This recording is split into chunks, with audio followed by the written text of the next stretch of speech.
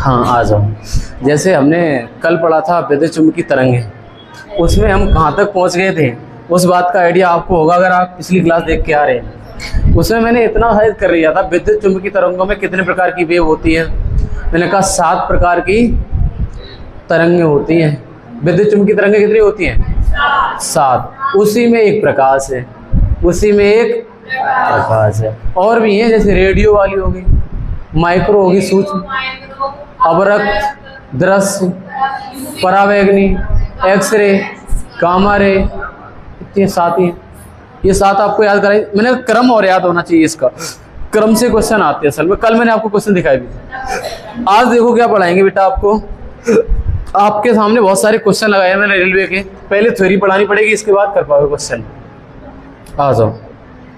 बिना देरी के विद्युत इलेक्ट्रोमैग्नेटिक वेव शुरू करते हैं और ये 7 प्रकार की होती हैं और ये हमारी लॉन्गिट्यूडल होती है, ट्रांसवर्स नेचर की होती है। तो आप कह रहे हैं ट्रांसवर्स होती है, अनुप्रस्थ होती है। कैसी होती है? अनुप्रस्थ। अच्छा और आ गया अनुप्रस्थ होती है। मैंने कहा ये नंबर 1 नॉन मैकेनिकल और होती हैं। मैकेनिकल तो मैंने साउंड पढ़ा दिया है, मैकेनिकल यांत्रिक तो पढ़ा चुके, नॉन मैकेनिकल पे आ गया आज। बेटा बात करें तो ये नॉन मैकेनिकल की खासियत ये होती है कि ये निर्वात में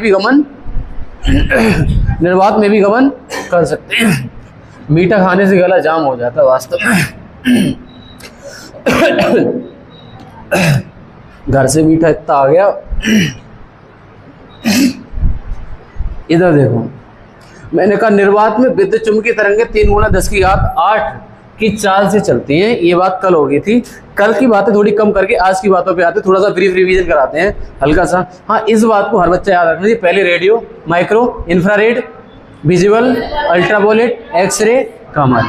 क्रम कोई बच्चा नहीं बोलेगा आपको। क्रम दो में तोड़ लो इसको। इस विजुअल से ऊपर तोड़ लो और इसके नीचे तोड़ दो। विजुअल से ऊपर 3 है। सबसे ऊपर रेडियो वाला तो याद है, माइक्रो, इंफ्रारेड।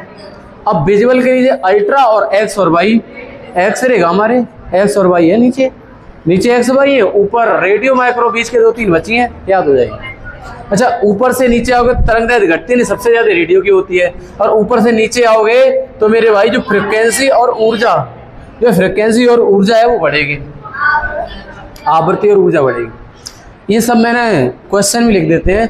सही बताएं तो नोट्स क्या बताएं, नोट्स को ऐसा बना रखा है यार क्वेश्चन भी सब प्रैक्टिस हो जाए। अदरवाइज नोट्स में थ्योरी लिखते हो, शायद आधी कॉपी भरती है वाली। आपका वो बहुत भर रहा होगा, लिखने का काम बहुत हो जाता होगा, है ना। कोई बात यहाँ से आज पढ़ाना है आपको। मैंने कहा बेटा किसी प्रिज्म से अगर हम एक श्वेत प्रकाश को गुजारना चाहें, किसी प्रिज्म से श्वेत प्रकाश को गुजारेंगे तो श्वेत प्रकाश, मैंने कहा प्रकाश एक वैद्युत चुम्बकीय तरंग है और वैद्युत चुम्बकीय तरंग है ना वो 7 रंगों में बट जाता है। ये कहना चाह रहे हैं हम उन 7 विद्युत चुम्बकीय तरंगों में से हम विजुअल रेज पढ़ने जा रहे हैं, 10 प्रकाश पढ़ने हैं। विजुअल लाइट एक थी ना, विजुअल लाइट बीच में 3-4 नंबर पे थी ना, उसी को मैंने उठा लिया। मैंने कहा अगर दृश्य प्रकाश एक इलेक्ट्रोमैग्नेटिक वेव है पहली बात तो, और इसको जब हम एक प्रिज्म से गुजारेंगे तो ये 7 रंगों में टूट जाती है। कितने में? 7 में। 1 2 3 4 5 6 और 1 7 रंगों में टूट जाती है। वो 7 रंग होते हैं विविग्योर। क्या होते हैं? विविग्योर। अच्छा, एक बात आपको याद रखनी है, जो आपका रेड कलर होता है, जो लाल रंग होता है, इसकी तरंग दैर्घ्य सबसे ज्यादा होती है, इसकी फ्रिक्वेंसी सबसे कम होती है और एनर्जी भी इसकी सबसे कम होगी। फ्रिक्वेंसी और एनर्जी दोनों साथ साथ चलाई थी सेट। अच्छा, जो हमारा वॉयलेट कलर होगा, वॉयलेट रंग की तरंग दैर्घ्य सबसे कम होगी और रेड की ज्यादा होगी। इसकी तरंग दैर्घ्य 3900 एंगस्ट्रॉम लिखना चाहिए यहाँ पे। 3900 एंगस्ट्रॉम से ये 4000 से 8000 याद करते बच्चे, सीधी बात बताएं। बच्चे एक कॉमन वैल्यू लेके चलते, 4000 से लेकर 8000 एंगस्ट्रॉम है। 3900 से 78 वैसे एक्चुअल वैल्यू बच्चे याद करने के लिए क्या करते हैं, 3900 से नहीं 4000 से सीधा कर देते 8000, 4000 से सीधी करते हैं 8000, गिरेंगे ये सब। और आगे देखो इसको कहा जाता है दृश्य प्रकाश का वर्ड विक्षेपण। कहते तो डिस्पर्जन ऑफ लाइट होता है, कहने का मतलब एक प्रिज्म से लाइट श्वेत प्रकाश को गुजारने पे 7 रेखों में अगर बढ़ता है, इसको प्रकाश का वर्ड विक्षेपण कहा जाता है। पहली बार प्रकाश का वर्ड विक्षेपण कहा जाता है। अच्छा आगे आ जाओ, यहाँ पर मैंने वही बात लिख दी है, श्वेत प्रकाश के 7 रंगों में टूटने पर लाल रंग का विचलन सबसे कम जबकि बैंगनी रंग का विचलन सबसे। इस लाइन को हम एक ही लाइन में समझा देंगे, टक से समझ में आ जाएगा। देखो कैसे मेरे भाई, ये बताओ हमारी श्वेत प्रकाश ये जा रही थी क्या, ये बताओ रेड कलर यहाँ से यहाँ इतना विचलित हो गया और बैंगनी कलर कहाँ पे आ गया, ये आ गया। मैंने कहा इतना जा रहा था सीधा, रेड कलर यहाँ पर मान लिया 30 डिग्री मान लो, तो ये ज्यादा कौन विचलित हुआ, कौन सा, बैंगनी रंग। तो किस रंग का विचलन ज्यादा होगा, बैंगनी रंग का। मतलब अपने रंग से विचलित कौन ज्यादा, दूर कौन ज्यादा भाग गया, तो बैंगनी। वही तो लिखा हुआ है, श्वेत प्रकाश के 7 रंगों में टूटने में लाल रंग का विचलन सबसे कम जबकि बैंगनी रंग का विचलन सबसे। भाई कौन लाइन से ज्यादा हट गया, ये ज्यादा हट गया वॉलेट विचलन। कहते भाई साहब तुम मार्ग से विचलित हो गए हो, पढ़ाई पे जा रहे थे, पढ़ाई पे जा रहे थे, तुम कोई धंधा करने लग गए, तुम अपने मार्ग से विचलित हो गए। पता चला भाई पढ़ाई कर रहे थे, तुम शराब पीने लगे, इस कारण तुम ज्यादा विचलित हो गए, तुम्हारा सोचा ही नहीं था इतने ज्यादा विचलित हो जाओगे। ऐसे करके ये वाली लाइन सीधी जा रही थी, रेड इतना विचलित हुआ और वायलेट इतना विचलित हो गया। ठीक है आगे आ जाओ। आगे फिर मैंने बताया इंफ्रारेड के बारे में, इंफ्रारेड के अवरक्त विकिरण के बारे में, अवरक्त तरंगों के बारे में। अवरक्त तरंगों को तापीय विकिरण भी कहा जाता है। जो हीट होती है ना, हीट, जो चीज से आपको हीट लगती है वहां पर इंफ्रारेड होती है, इंफ्रारेड वेव होती है। कौन सी बेटा, इंफ्रारेड वेव्स होती हैं, अवरक्त तरंगें होती हैं जहां से आपको हीट मिल रही होती है। अगर कोई चीज गर्म हीट छोड़ रही है तो उससे अवरक्त किरणें आ रही है। कौन सी, अवरक्त तरंगें आ रही है। ये तो लिखा, अवरक्त तरंगों से तापीय विकिरण भी कहा जाता है। प्रत्येक गर्म वस्तु अवरक्त तरंगों का उत्सर्जन करती है।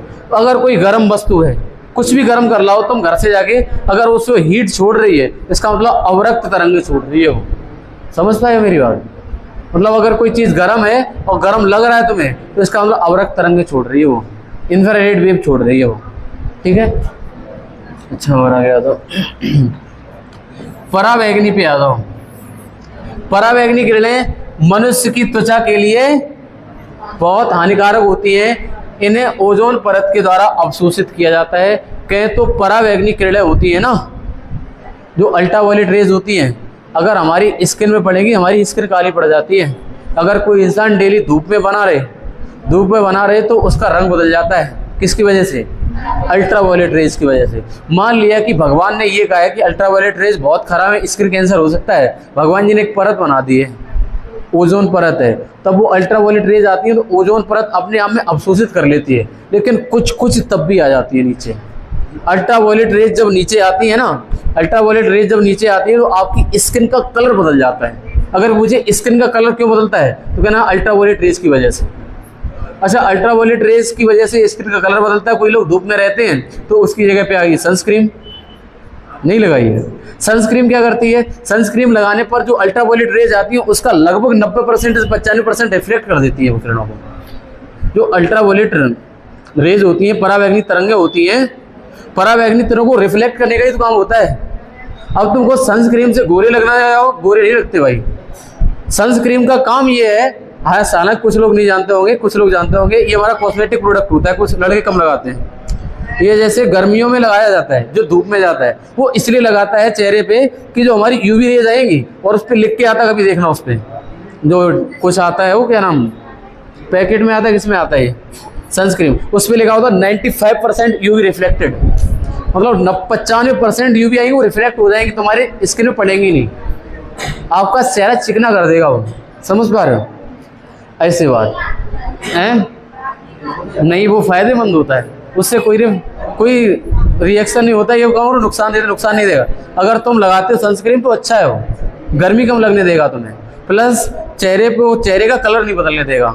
कहीं पे भी हाथ पे लगा लो, पैरों में लगा लो, जहाँ पर भी लगाओ। अगर खेत में काम कर रहे हो तो ऐसा सब छूट जाएगा। अब तुम खेत में लगा के सनस्क्रीन जा रहे हो तो भाई साहब गेहूँ काट रहे हो, गेहूँ की धुंध उड़ेगी भाई, सब खत्म हो जाएगी सनस्क्रीन, तो ऊपर लेयर काली जम जाएगी, सूर्य धूप के अंदर चली जाएगी। जाओ आ जाओ। खैर छोड़ो, हाँ वो वाली बात ठीक है, यूवी रेज को रिफ्लेक्ट करने का काम होता है सनस्क्रीन का, ठीक है, उस चीज़ को इतना मत खींचो। इधर आ जाओ। इंफ्रारेड की बात कर रहे हैं, प्रत्येक गर्म बस अवरक्त तरंगों का उत्सर्जन करती है। और अगले हम आते हैं परावैंगनी पे आगे थे। परावैंगनी किरणें मनुष्य की त्वचा के लिए बहुत ही हानिकारक होती है। इन्हें ओजोन परत द्वारा अवशोषित किया जाता है। ओजोन की मोटाई किसमें मापते हैं? डेप्सन। ये वाली यूनिट आ जाती है कभी कभी बेटा, कि जो हम ओजोन परत है जिसको जो हमारी यूवी रेज को अवशोषित करती है, ऑब्जर्व करती है, इसकी मोटाई किसमें नापते हैं? डॉप्सन। आगे दे रखा है ozone layer day. Ozone layer day कब मनाते हैं? 16 सितंबर। अच्छा, यूवी रेज 3 प्रकार की होती है, एक तो यूवीसी और एक यूवीवी और एक UVA. Ultraviolet A, ultraviolet B, ultraviolet C. जो अल्ट्रावायलेट सी होती हैं, हमारे भगवान जी ने इतना अच्छा सिस्टम बना रखा है, जो ज़्यादा खतरनाक है वो तो अवशोषित ही हो जाती है ऊपर। अगर वो वाली गिरने लग जाए तो सब करिया। साउथ अफ्रीका वाले देखें, प्योर वैसे ही हो जाते हैं। लेकिन मेरे भाई हो सकता है स्किन कैंसर हो गए, खत्म हो चुके होते अब तक। हम स्किन कैंसर हो जाता है उससे, हैं? देखो अल्ट्रावायलेट रेज सी वाली है ना, ये मोस्ट डेंजरस होती है, बहुत ज्यादा खतरनाक होती है। इससे ओजोन लेयर ऑब्जर्व और बी वाली ऑब्जर्व कर लेती है। और सबसे कम खतरनाक होती है वो कौन सी होती है? अल्ट्रावायलेट ए। इससे ही अगर ये भी ना आए तो विटामिन डी नहीं बनेगी भाई। ऐसा ही तुम यूवी सब रुक जाती है तो भगवान जी कहते हैं विटामिन डी कैसे बनाओगे तुम? तुम्हारी स्किन में फॉर्मेशन होता है विटामिन डी का। तो मेरे भाई इससे हमारी जो निकल आती है उससे तो अल्ट्रावायलेट ए निकल आती है बाहर। वो क्या करती है? हमारी विटामिन डी बनाती है। और इसको भी अगर नहीं कराना भाई साहब, हमें नहीं चाहिए विटामिन डी, तो सनस्क्रीन लगा दो, तो भाई साहब वो भी नहीं आएगी, वो भी लौट जाएंगे, बोले तुमसे कोई हमारा जरूरत नहीं है ना। तो आपकी अल्ट्रावायलेट ए रेज ही आ पाती हैं आपके पास तक, और उसको भी लोग भाई साहब एक लगा के अपनी तकनीक भगा देते हैं। हाँ, तो भाई उनको रिफ्लेक्ट मत करिए, उनका काम है विटामिन डी बनाना। तो भाई कुछ सनस्क्रीन मत लगाइए कोई, विटामिन डी बनने दीजिए, शरीर को बहुत ज़रूरत है भाई साहब। चाहे कैसे ही पढ़ो, काले पीले। आपने देखा है कभी कभी विटामिन डी बनने के लिए भाई साहब देखा होगा छोटे छोटे बच्चे होते हैं कि धूप में मालिश क्यों करी जाती है? हाँ, अल्ट्रावायलेट रेज आ रही होती है ए वाली, और ऊपर से मालिश करते तो उनकी स्किन मजबूत हो जाती है फिर। हाँ, नहीं तो स्किन पतली रहती है एकदम। नए आंखों लगा एकदम खून निकल आया बच्चे के। हाँ, उनको अरे ठंडी की वजह से नहीं, हाँ गर्मियों में कम करते पसीना आ जाएगा, गर्मियों में उसको तेल लगा के मालिश करे, ऊपर से पसीना हो रहा भाई साहब बन जाएगा बेचारा। तो बच्चे को गर्मियों में ले जाते छत पे, ऐसा किया जाता है। चलो चलो। अच्छा, मैं अब कुछ वैज्ञानिकों के नाम बताने जा रहे हैं। सभी बच्चे यहाँ पर ध्यान देंगे।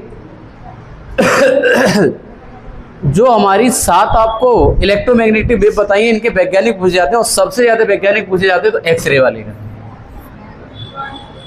कोई तो रोटेंजन याद करे, कोई रोंजन याद करे, यही स्पेलिंग है ROENTGEN, ये स्पेलिंग है, याद करो।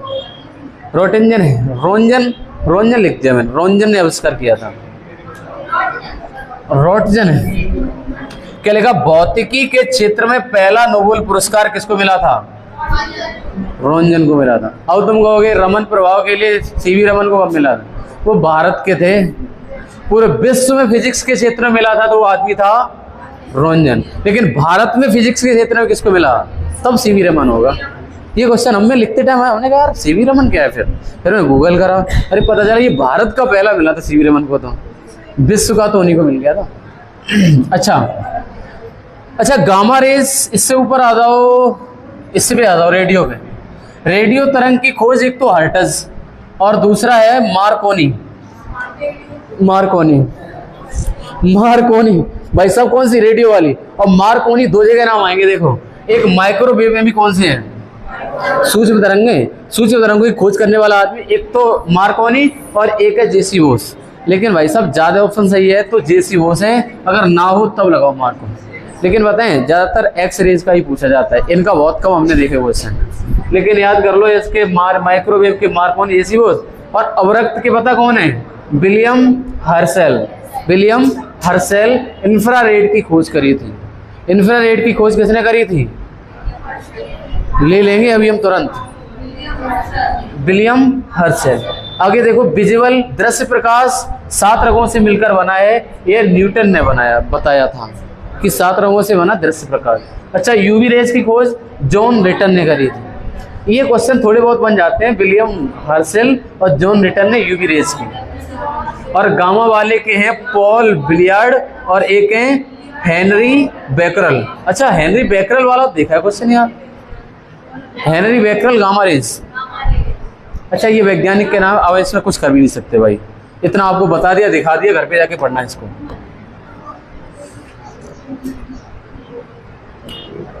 यूजेज ऑफ इलेक्ट्रोमैग्नेटिक वेव, जो वैद्युत चुंबकीय तरंगे, इनके यूज कहाँ पे होते हैं? यूज वाले ही क्वेश्चन आते हैं, बताएं। जो क्वेश्चन आना है वो यूज किस में होता है? रेडियो तरंगों का प्रयोग किस में होता है? तो रेडियो एफएम में होता है। टीवी में डीटीएच लगी होती है ना ऊपर उस साइड, किन किन घर पे लगी है डीटीएच? हमारे गांव में एक लोग घर पे लगी हुई थी, हम कहते थे पता नहीं कैसा क्या होता होगा भगवान, मतलब बाहर लगी हुई थी उनकी छतरी और पीछे से लगा हुआ था, हम उनके घर पे जाते नहीं थे, हम कहते पता नहीं यार क्या जाता होगा इनके घर पे, पता नहीं बाहर से आ रहा कुछ, तो हम जाते भी नहीं थे। लेकिन अभी भी हमारे घर पे नहीं है असल में। क्या फ़ायदा हमें नहीं पता, क्या क्या फ़ायदा उससे, ना नुकसान पता है इसके। उसमें शायद गाने आते रहते मेरे हिसाब से, न्यूज़ वगैरह आते रहते। अच्छा, सैटेलाइट होते हैं, उनमें भी रेडियो तरंगों का यूज होता है। अच्छा, रडार की फुल फॉर्म पता है आपको?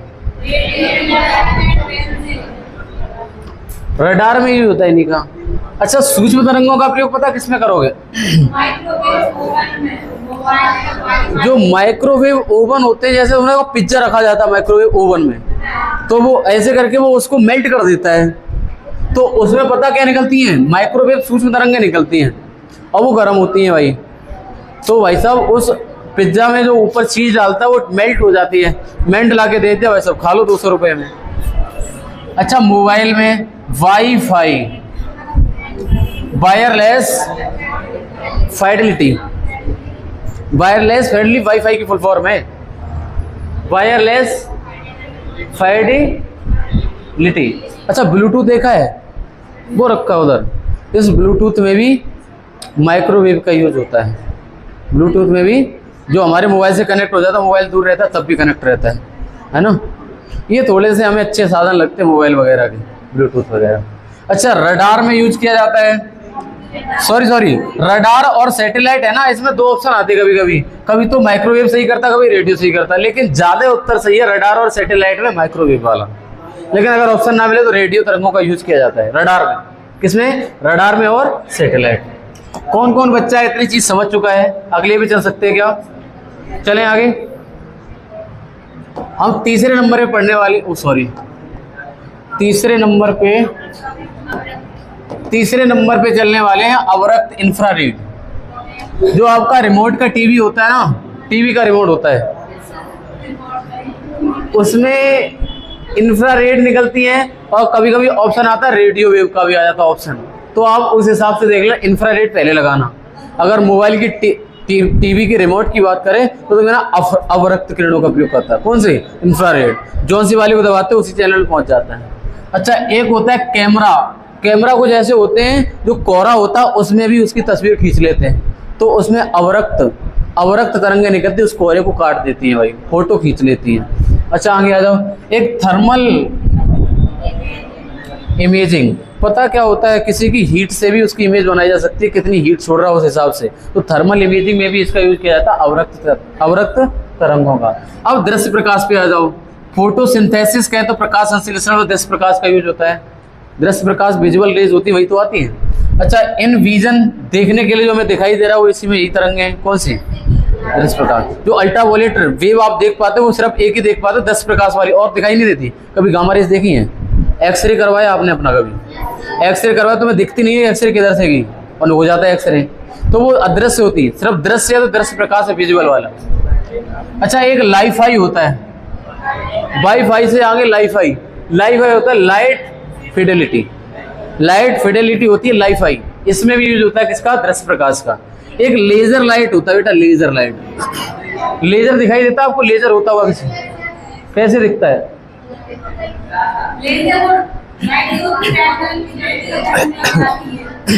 इसकी फुल फॉर्म याद कर लो, light amplification by stimulated emission of radiation, ये लेजर की full form. Light amplification by stimulated emission of radiation. अब परावैंगनिक किरणों के यूज देख लो। बोले सर सबके कराओ, यहाँ इनके सबके यूज आते हैं, इसलिए भाई हमारी बेबसी ये कराना यार। अगला देखो, परावैंगनिक किरणें वाटर प्यूरिफिकेशन में यूज होता है इसका। टू रीड हिडन राइटिंग, कुछ छुपे हुए राइटिंग जो हमें आंखों से नहीं दिखते, वो उसमें इस रेज का यूज किया जाता है परावैंगनिक किरणों का, हिडन राइटिंग को देखने के लिए। और एक है हमारा विटामिन डी बनाती है, तो बताइए दिया। सन टैन शरीर को काला कर देती है और स्किन कैंसर हो जाता है इनकी वजह से। हाँ ठीक। एक्सरेज का उपयोग किया जाता है रेडियोग्राफी में। अगर कभी एक्सरे करा के आते हो तो ये कह सकते हो रेडियोग्राफी कराए, तो सब लोग समझ नहीं पाएंगे क्या कराए। तुम गांव में जाना कहना हम रेडियोग्राफी कराए, नहीं समझ पाएंगे। अगर एक्सरा कराया तो समझिए, एक्सरे कराया है, वो एक्सरे का मतलब होता है रेडियोग्राफी कराए हम किसी बोन की। अच्छा ये देखा है रेडियोग्राफी बोन इमेज आता है इसमें। अच्छा, to find cracked inside the precious stone. अब पता कोई बहुत कीमती स्टोन कोई लेता है, खरीदता है, तो कहते बीच में दरार तो नहीं है, तो उसका भी एक्सरे करवा देते हैं लोग। बहुत कीमती सामान है, मान लिया कुछ हीरा वीरा है, उसका एक्सरे करवा के देखते बीच में दरार तो नहीं है। ये लिखा to find cracks inside the precious stone, मतलब महंगे पत्थर होते हैं उनका भी एक्सरे करवाते थे लोग। हम तो अभी तक जानते हैं हमारा आदमी का एक्सरे होता है, इनका भी हो जाता है। अच्छा, to check stability of structure, मतलब उसकी स्टेबिलिटी कब तक रहेगी उसका एक्सरे करवा लेते हैं भाई साहब, कब तक ये चलेगा, बीच में खाली तो नहीं है। अच्छा CAT, अच्छा CT स्कैन में कहें तो computerised automated tomography, computerised automated tomography, CT scan, CAT बोला जाता है इसको। CT स्कैन में भी हमारा किसका यूज होता है, एक्सरेज का। CT स्कैन होता है ना बॉडी का, कहते पूरी बॉडी CT स्कैन करवा डाली, तो उस वाले में क्या होता है, कंप्यूटराइज्ड ऑटोमेटेड टोमोलॉजी। अच्छा, ये आपने एक्सरे के यूज देख लिए। आपको थोड़ी सी दिक्कत घर पे ये होगी, इंग्लिश में लिखा हुआ सब, इतनी कठिन भी इंग्लिश नहीं लिखी हुई है भाई, कुछ समझ ना पाओ। तो नहीं लिखी है भाई कि हम बहुत बड़ी वो पढ़ा रहे हो, तूफान पढ़ा दिया हो, समझ में ना आए, बहुत आसान इंग्लिश लिखी हुई है। आगे लिखा है आणविक संरचनाओं के अध्ययन में इसका यूज किया जाता है। अच्छा, गामा रेज और बच्ची बेटा, गामा रेज का यूज किसमें होता है, रेडियोथेरेपी में। भाई जो कैंसर वैंसर हो जाते हैं उनमें इसकी थेरेपी होती है गामा रेज की। इनकी वेदन क्षमता सबसे अधिक होती है भाई। और पता सेल्स मर जाती हैं और कुछ अच्छी सेल्स होती हैं, तो अच्छी और ख़राब सब सेल्स को मार देता है ये वाली। ये देखो, जैसे कोई ख़राब सेल्स हो जाती है जिसको कैंसर होता है और ख़राब के साथ वो अच्छी को ख़राब करता है, तो भाई उन खराब सेल्स को मारने के चक्कर में जब रेडियोथेरेपी होती है इसकी गामा रेज की, तो अच्छी सेल्स भी मर जाती हैं, उसका विकास रुक जाता है वहाँ पे। तो ये करा जाता है रेडियोथेरेपी, क्या, रेडिएशन थेरेपी इन कैंसर ट्रीटमेंट। ये लिखा है इस कोवाड-16 से निकलने वाली गामा रेज होती हैं, जो हमारे रेडियो एक्टिव एलिमेंट्स होते हैं ना, जो रेडियो एक्टिव पदार्थ होते हैं, कोवाड-16 से निकलती है गामा रेज। अच्छा, ये लिखा है PET स्कैन, कहे तो पोजिट्रॉन एमिशन टोमोग्राफी, टोमोग्राफी में इसका यूज PET स्कैन। अच्छा, वो क्या बोला जाता है, जो कैंसर वालों की थेरेपी होती है क्या बोलते हैं, कीमोथेरेपी। हाँ, कीमोथेरेपी होती है, उसमें भी इसी का यूज कीमोथेरेपी होती है। उनकी बस होता क्या है, इसी गामा रेज से उनकी सेल्स को मारा जाता है, वो ऐसे गिराई जाती हैं, वहाँ पर सही भी सेल्स का विकास रुकता है, खराब तो मरी जाती है यहाँ पे, है ना। वो कीमोथेरेपी एक पार्ट होता है कैंसर में। अगर किसी का उपचार होता है, किसी की कीमोथेरेपी पहले होती है, किसी की बाद में होती है। अगर केस कभी देखे हो पुराने, तो किसी का पहले उसका ऑपरेशन किया जाता है। वो तो डिपेंड करता है कौन सी स्टेज का कैंसर है। हाँ, कौन से स्टेज का है। अगर पहले उसको निकालना पड़ा, उसके बाद लगाई कीमोथेरेपी, उसके बाद में उनकी सेल्स को मारा। कभी कभी पता चलता है कि हम उस कीमोथेरेपी से ही मार देंगे उन सेल्स को जो खराब हो गई हैं, तो उस हिसाब से ये करते हैं।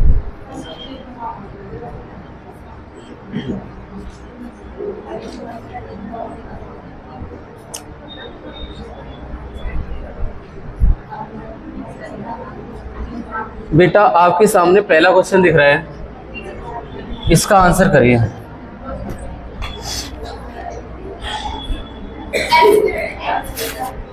क्या होगा?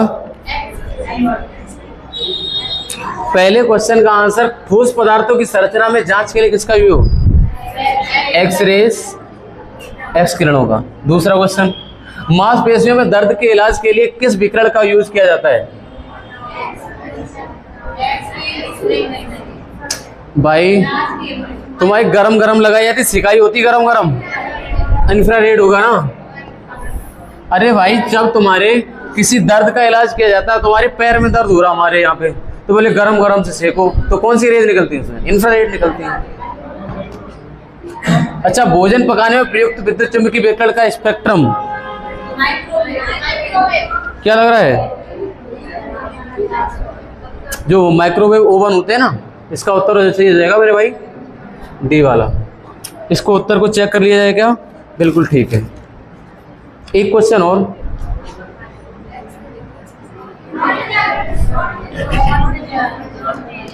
यहाँ पे रो इंटेंशन कर दिया।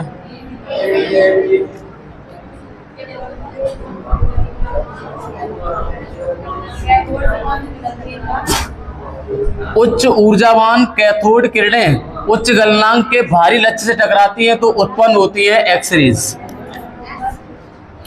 क्या बोल रहे हैं? नहीं, कैंसर वाली नहीं है। जब उच्च ऊर्जावान कैथोड किरणें उच्च गलनांक के भारी लक्ष्य से टकराती हैं तो उससे उत्पन्न होने वाली किरणें होती है गामा रेज, एक्स-रे। और समान ऊर्जा वाले एक्सरे और गामा रे किरणों में अंतर किया जा सकता है। अगर समान ऊर्जा की है मेरे भाई तो समान फ्रिक्वेंसी होगी, इससे तो अंतर कर ही नहीं पाएंगे। समान ऊर्जा होगी तो समान फ्रिक्वेंसी होगी, और इसका समान चार्ज होगा, ये भी नहीं हो पाएगा। आयनिक कण भी समान होगा और उसकी समान ऊर्जा है। समान ऊर्जा वाले एक्सरे और गामा रे की बात कर रहे हैं, तो इसका होगा उत्पादन की विधि। क्योंकि आपकी मैंने बताई थी एक्स किरण की उत्पादन की विधि ये होती है जब उच्च ऊर्जावान कैथोड किरण एक उच्च गलनांक के भारी लक्ष्य से टकराती है तो उससे कौन सी रे निकलती है? X ray. और गामा रे कोबाल्ट 16 से आपकी गामा रे निकलती है। तो उत्पादन विधि से इसमें अंतर कर सकते हैं। किससे? उत्पादन विधि से। अगला क्वेश्चन, रडार की फुल फॉर्म क्या है?